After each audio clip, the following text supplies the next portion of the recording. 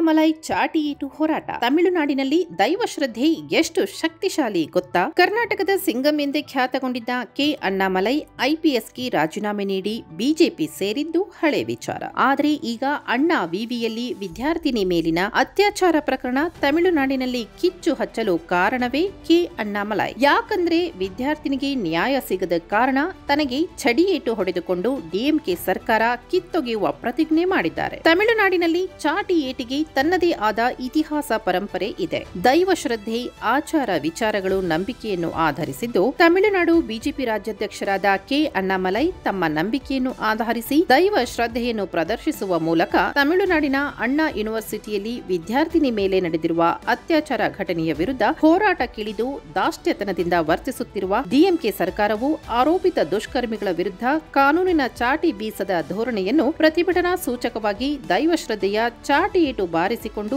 ಪ್ರತಿಭಟನೆ ವ್ಯಕ್ತಪಡಿಸಿದ್ದಾರೆ ಎಂದು ರಾಜ್ಯ ಬಿಜೆಪಿ ಘಟಕ ಹೇಳಿದೆ.